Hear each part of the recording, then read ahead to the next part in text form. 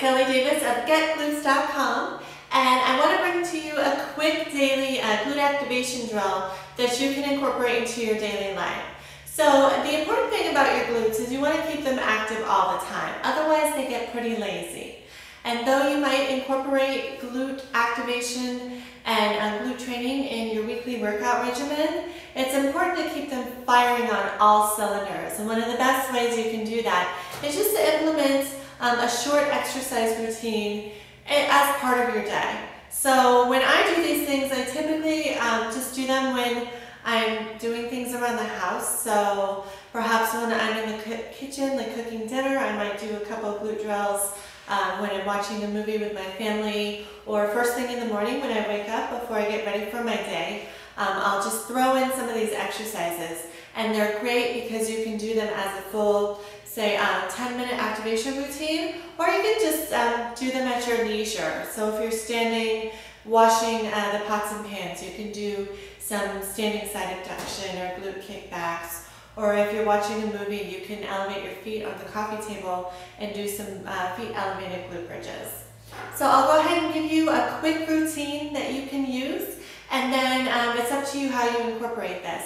I do recommend doing these exercises a few times a week, and for the best benefit, do them 6 days a week. It shouldn't take you much time, and your glutes will definitely thank you. First exercise is a standing hip abduction.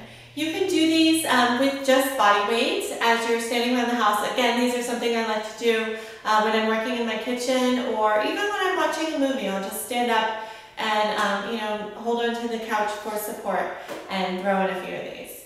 So with a standing hip abduction, the important thing is that you keep your spine aligned and your core tight, and it's really quite isolated. So you don't want to make the movement too large. You want to focus on really working the outer glute or the abductor. You can place your hand on your hip, and you're going to raise your leg out to the side. You will probably feel a greater abduction if you move it at a slight back angle. Oftentimes as well, you will see the abduction done this way, but that works more of your quadricep and your front hip flexor.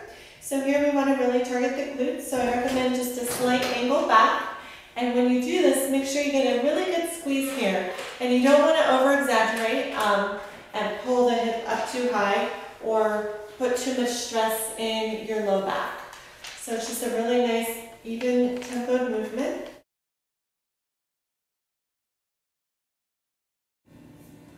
Another great movement to add to your day is a hip hinge with a posterior pelvic tilt. So here you're going to stand with your feet about hip width apart, and you're going to pretend that somebody's got a rope tied around your hips and they're just pulling you backwards. You have a nice neutral spine, your core is tight, and your glutes are locked. And you're just going to track your hands right down the side of your leg until you get a nice stretch in your hamstring. So here I'm sitting back, and you're going to sit straight back and your shins will be perpendicular to the floor. And this is your basic hip hinge.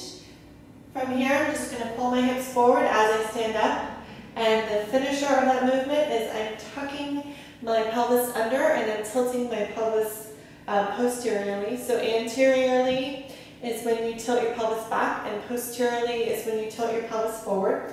And I do this by turning my glutes on, and I think about pulling my hips into my ribs. So putting it all together, your hip hinge into your posterior pelvic tilt. And this is also in the Get Glute program, what we use for an American deadlift. So it's the same thing, the hip hinge with a posterior pelvic tilt, but you're adding load with a barbell.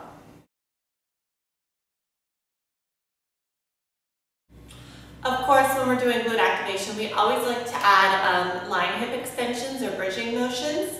So there's different variations, and one that I really like to use is feet elevated glute bridge. Here I just have a low box, but you can use anything around your house, a chair, your sofa, coffee table, a bed railing to elevate your feet. This is a lower setting, and depending so here I'm going to lie down, and I'm going to place my feet on the edge of my box, and you'll create a good distance between you and the bench. You don't want to get too far away and you don't want to get too close. So here I've got a couple feet between my butt and the bench.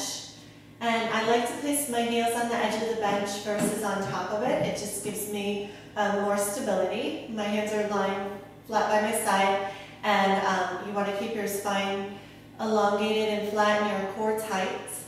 And here you're going to raise your hips up and get a good squeeze with your glutes at the top, avoiding flaring the ribs or hyperextending your back. So you just want to get a nice good glute squeeze. You'll probably feel your hamstrings working too. Hold it tight for a couple seconds, then lower back down and repeat.